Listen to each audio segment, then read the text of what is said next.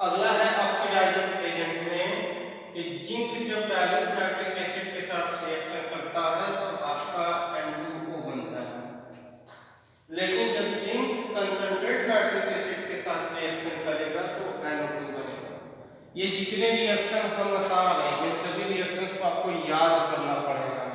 याद करने के बाद कॉपी पे आपको जब तक लिखेंगे नहीं तब तक आपको समझ में नहीं आएगा। अब दूसरा देखिए, क्रोमियम और एल्युमिनियम डाइल्यूट नाइट्रिक एसिड के साथ रिएक्शन करता है, लेकिन वह कंसंट्रेट नाइट्रिक एसिड के साथ रिएक्शन नहीं करता। क्यों?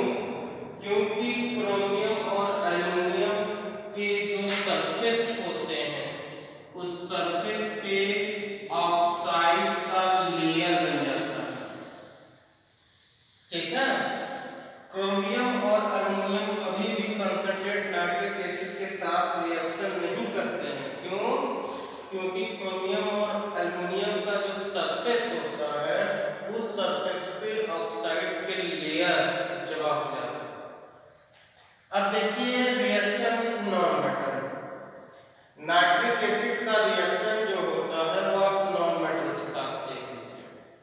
आपके एनसीईआरटी में जो है वही बता रहा हूँ, एक्स्ट्रा कुछ नहीं बताऊंगा। तो आपका सबसे पहले है कि सल्फर H2SO4 में ऑक्सीडाइज्ड हो जाता है। तो यहाँ पे देखिए नाइट्रिक एसिड जो है ये आपका इस ऑक्सीजन में कन्वर्ट हो गया। इस ऑक्सीजन को हम कहते हैं nascent oxygen, NaSCENT, nascent oxygen. Nascent oxygen का मतलब ये होता है कि तुरंत बनाया गया, लैब में हमने तुरंत बनाया और तुरंत उसका बना करके हमने उसका रिएक्शन सल्फर S8 से करा दिया। जब सल्फर के साथ रिएक्शन हमने कराया तो आपका H2SO4 बनके तैयार हो गया। अब यहाँ पे देखिए सल्फर कितना है, 8 सल्फर है और यहाँ पे कितना है, 1 सल्फर है, तो 8 को मल्टीप्लाई कर दिया। ठीक है, अब हाइड्रोजन कितना हुआ, 16 हाइड्रोजन हो गया। 16 हाइड्रोजन होने के कारण वहां पे H2O है, वहां पे आप 8 को मल्टीप्लाई कर दीजिए। यहाँ पे देखिए 16 हाइड्रोजन, यहाँ पे 2 हाइड्रोजन, तो यहाँ पे आप 8 का मल्टीप्लाई कर दीजिए। ऑक्सीजन बैलेंस हो गया, सल्फर भी बैलेंस है। अब देखिए 8 4 जा 32, 32 ऑक्सीजन है, यहाँ पे 8 ऑक्सीजन है, यहाँ पे 24। ठीक है, अब ध्यान दीजिए यहाँ पे आपका 2 2 जा 4, एक 5 एक 6 ऑक्सीजन है और यहाँ पे 3 2 जा 6 है। अब इसको बैलेंस करना है, इसको बैलेंस करना है, इस ऑक्सीजन को बैलेंस करना है।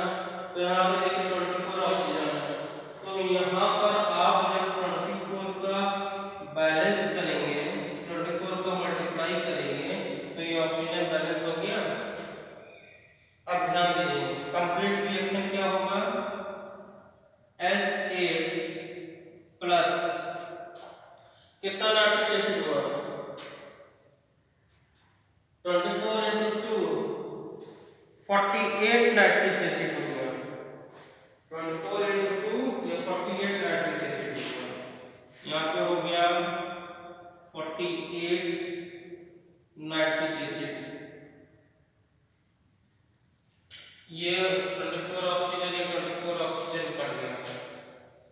ठीक है, अब ध्यान दीजिए यहाँ पे आपका क्या बचा, यहाँ पे आपका बचा NO2 और NO2 के साथ आपका 8H2SO4 बचा और 8H2SO4 और यहाँ पे कितना H2O है, 24 H2O है ना, और ये एरो है, इस एरो के दाएं साइड पे 24 H2O है और बाएं साइड पे 8 H2O है। तो 24 H2O में से 8 H2O गया तो कितना बचा, 16 H2O बच गया, प्लस यहाँ पे कितना NO2 है, 48 NO2 है NO2 और आपका क्या बन गया 8H2SO4। ध्यान दीजिए, अगर परीक्षा में पूछा रिएक्शन कि write reaction at sulphur, write reaction with nitric acid at sulphur oxidised in sulphuric acid, तो आप ये तीनों रिएक्शन लिख देंगे तो भी सही है।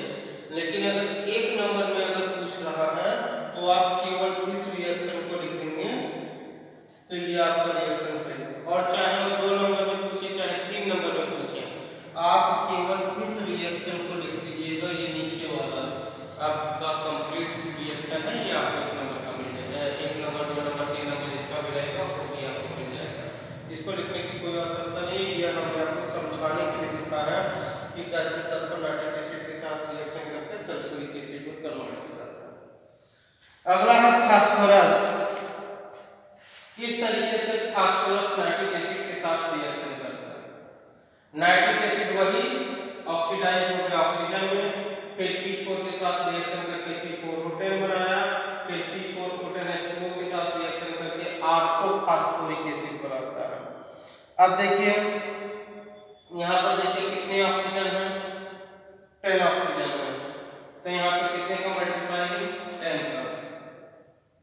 यहाँ कितना ऑक्सीजन है 1, नेसेंट ऑक्सीजन की हम बात कर रहे हैं, नेसेंट ऑक्सीजन को हमने बैलेंस कर दिया, सब रिएक्शन आपका कंप्लीट हो गया। अब ध्यान दीजिए यहाँ पे देखिए फास्फोरस कितना है 4, यहाँ फास्फोरस कितना है 1, कितने का मल्टीप्लाई 4 का, 4 3 12 ऑक्सीजन, सॉरी 4 3 12 हाइड्रोजन, तो यहाँ पे कितना हाइड्रोजन है 2, यहाँ पे कितने का मल्टीप्लाई 6, ठीक है। तब ये P4O10 कट गया, ये 10 और ये 10 कट गया, क्या बचा आपका, यहाँ पे आपका बचा P4 orthophosphoric acid plus 20 nitric acid 20HNO3 और उसके बाद आपका रिएक्शन यहाँ पे होगा, ध्यान दीजिएगा यहाँ पे आपका बचा कितना है 10H2O है, 10H2O में से 6H2O गया, आपका बचा 4H2O और यहाँ पे क्या बचा, यहाँ पे आपको बचा 20NO2 प्लस 4H2O और आपका क्या बचा प्लस 4H3PO4। मतलब आपका फास्फोरस का रिएक्शन नाइट्रिक एसिड के साथ होगा तो आपका बनेगा ऑर्थोफॉस्फोरिक एसिड। यह है आपका कंप्लीट रिएक्शन। इस तरीके के रिएक्शन से आप जब लिखेंगे बोर्ड में तो आपको 1 नंबर मिलेगा। तो आप केवल इसी रिएक्शन को याद कीजिए और इससे समझने का कोशिश कीजिए कि ये रिएक्शन कैसे कंप्लीट हुआ। ठीक है, ये तो था आपका सल्फ्यूरिक और फास्फोरिक एसिड का। अब आप देख लीजिए कि कैसे आयोडीन